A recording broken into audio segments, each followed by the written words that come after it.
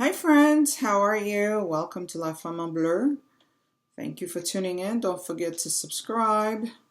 Click that button, please. Support, encourage. The purpose of this channel, again, I may sound like a broken record. For me, it's really therapeutic for me to share my experience as a mom, as an ex-wife, and as a sister, as a friend, as a daughter, just to kind of really put things in perspective. And really, ultimately, I kind of want my kids to see these stories or hear these stories to know the truth about the truth, to know the facts about the facts. Because I know ultimately they're going to hear, excuse me, sorry about that. Ultimately, I know they're going to hear different rendition of what happened, and I want them to know what happened. So I kind of want to go back and talk about the fact that I have two children that my husband and I adopted, and they live with him currently, and why that is the case. Because people don't know the full story, and I don't really care if they do or not, but I kind of want, if the kids ever see this video, I want them to know the truth and nothing but the truth. So I think a few videos back I shared how when we brought the kids to our home, about a month later, I felt that it was not going to work out. Not because of the children, but because of where my husband and I were in our marriage. I don't think my husband ever knew what marriage was supposed to look like. I mean, he knew people were getting married in the church. Yes, ultimately we were friends. And I think he thought the next step to our friendship was marriage, where it shouldn't have been. You know, I have had a lot of great male friends over the years. From the moment I was in junior high, high school, I've always had male friends. I grew up with brothers, so naturally I had a natural connection with men, with boys, and I've always loved having more male friends than female friends. And so when I started going to that specific church, I had a lot of other males that I was friends with. And so, you know, my husband just happened to be one of the ones that I would spend a little more time with, you know. And so, you know, I think I should have been the one to kind of steer the friendship at that point, but I kind of thought maybe there was something there, you know. Ultimately, if I had to put a list together when we were dating, which I didn't do, I should have done it, pros and cons, there would have been more cons than pros, you know. I grew up valuing my presentation whenever I went somewhere. I wanted to present myself the best of the best. And my husband had never been that way. And for me, that was a red flag, because I always value first impression. You know, ultimately, yes, the person has to get to know me, what's inside of me, who I am as a person, what makes me who I am. But when you walk into a room, no one knows who you are until you start sharing who you are. But they see who you are. Your presentation has to be on point. I'm not talking about having brand names. I'm talking about having clean clothes, clothes that represent smelling good, smelling clean. Those are the things that are important. And my husband was not into farming, but there were times he smelled like a farmer. He really did. You know, if you're out with friends and hanging out and you're about to meet a lady friend, go home and take a shower. Smell clean. And again, did that bother me? Yes, it did. But why did I not take that into account? Because I felt maybe he just needed a reminder. Maybe he just needed a little guidance in that area. And again, it goes back to my thinking that my standards were too high. Because they weren't. My standards weren't too high. They were too high for him. I agree. But they weren't too high. Those were basic standards. Basic things that you need to do daily. Or if you are in a relationship, you should put your best foot forward. If you're going somewhere, to the store, to around the corner, wherever, no one really knows who you are other than by what they see. So ultimately, yes, presentation should always be number one. And I remember growing up, I used to go to the local high school to just jog a little bit or go for a walk. And I had a set of friends who would actually meet me. And I remember the first time that they met me at the high school, they were like, "Where are you going?" I was like, "What do you mean, where am I going?" "I'm going jogging." I had my makeup on. I had sweatpants on naturally.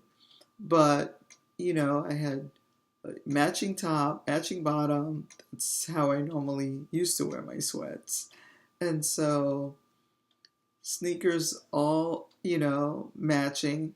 And then my makeup was done. And so they're like, "Well, if you're going jogging, why do you have makeup on?" I'm like, "I don't know. I didn't know to leave the house without makeup." So, so naturally, I have makeup on. So it was hilarious because a lot of times after I go for a walk or if I go for a jog, there are times if I'm hanging out with a friend, I might just go somewhere and have a quick breakfast. So I'm all ready. I'm ready for my walk, my jog, and then afterwards I'm ready to go anywhere for a quick bite to eat. So it was hilarious when they said that.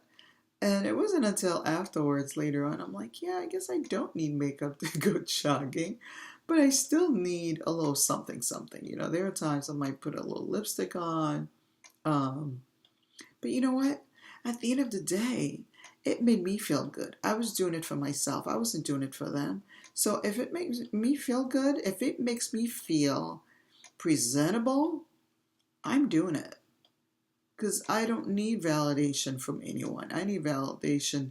I need to make sure that I validate who I am and what I want to present to the world. The best of who I am. And so at the end of the day, yes, I understand that might not be everyone's standard. And it was definitely not my ex-husband's standard. But if you're trying to impress and you don't see that as being a priority, that automatically should be a red flag to anyone who takes that as an important factor in a relationship. Because for me, it was important. It really was.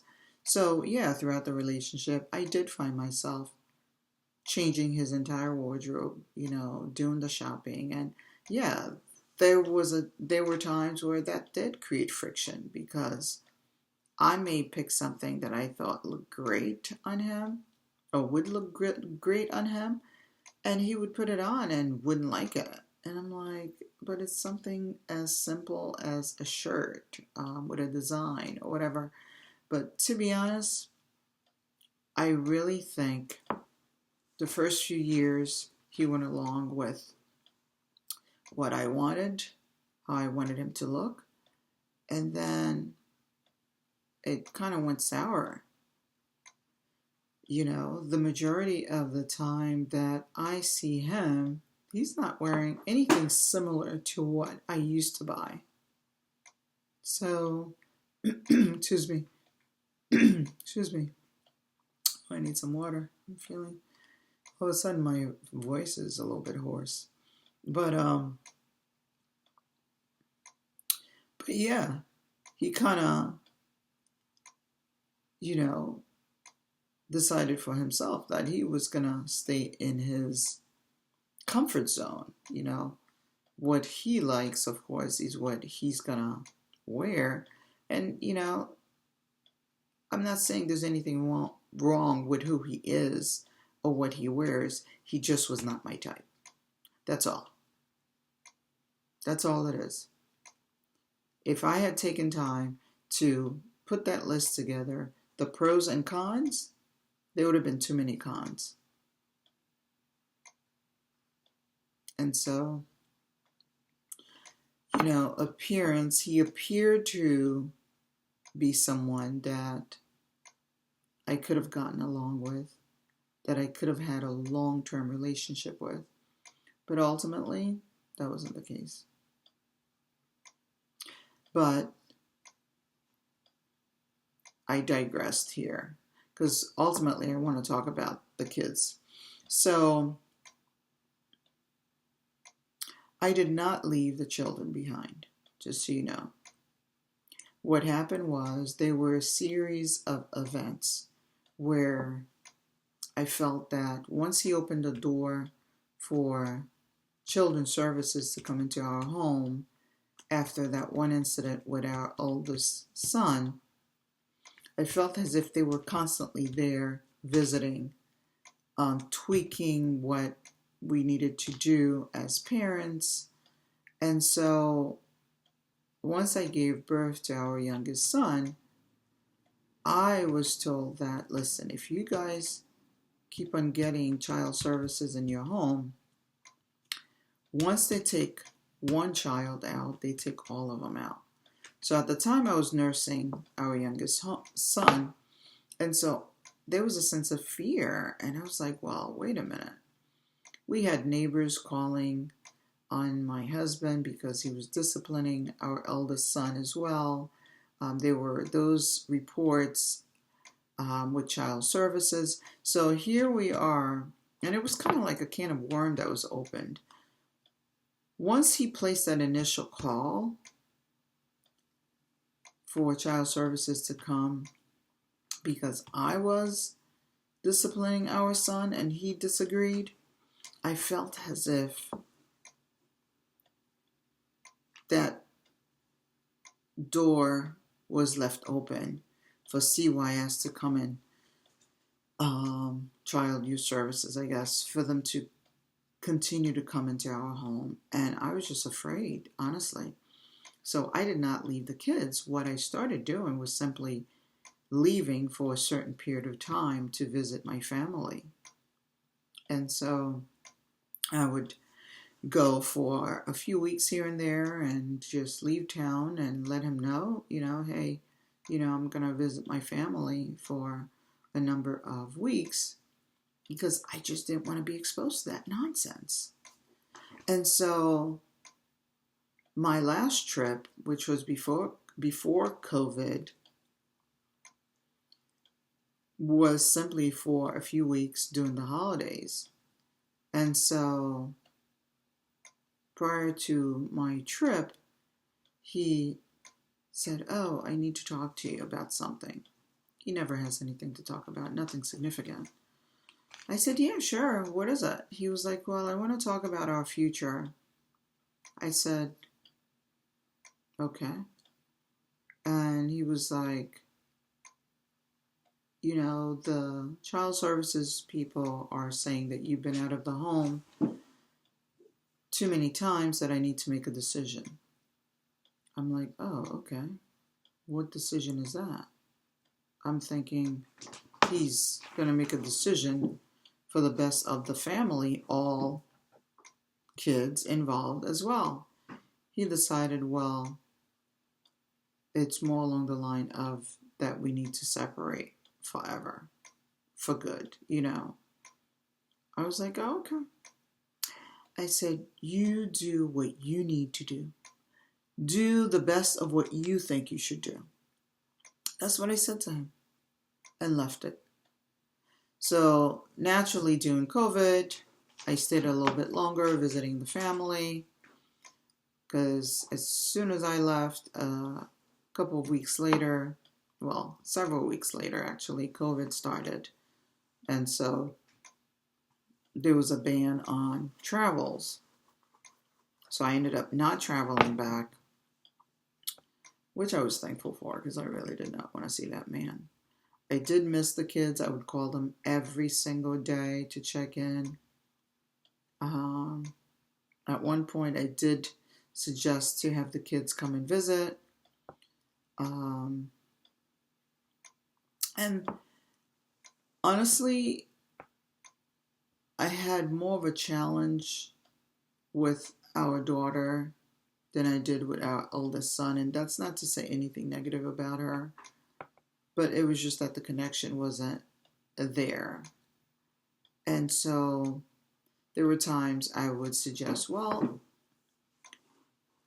how about if I get our oldest son, which means I would have the two boys and he would have her, which probably would make it easier on him as well because she was giving him a hard time, you know, screaming, yelling, doing all these things where he could not discipline her. And I figured maybe it would be easier. Yeah, some of you might say, no, it should have been the other way around, why I took our daughter instead. But I just felt that personally for me, I just could not handle her temperament. And I felt that she needed more than what I could offer her. And she didn't need him. I don't think my husband knew how to handle her. But at the same time, he was not getting her the help that she needed. And so ultimately, pretty much everything that I proposed was rejected. And so that's why we are in the situation that we are in. And that's where I'm leaving this story right now. I'm sure as you listen to previous videos or listen to some of the stories, you will understand more of why I did what I did. And it may not make sense to some, but I needed to be stable mentally, and I could not be around that man any longer, making foolish decisions, you know, dragging these kids down the drain with him, because I knew ultimately it was not going to be a good outcome, because they weren't going to be babies forever. At some point they become young adults or teenagers first and then young adults. And if you don't give them the foundation they need, then there's nothing that they're going to have to stand on. And I knew we weren't giving them the best foundation. And as much as I petitioned for them,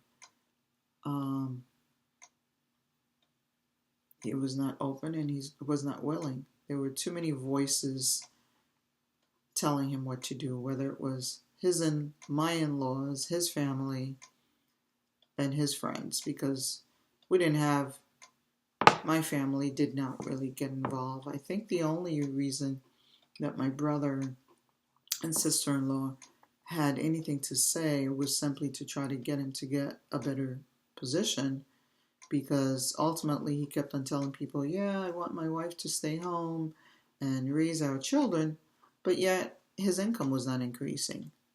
So I'm like, how do you want us to do that? With what income? And so fast forward to now, We're talking about what, 9 years later, he never did change his job.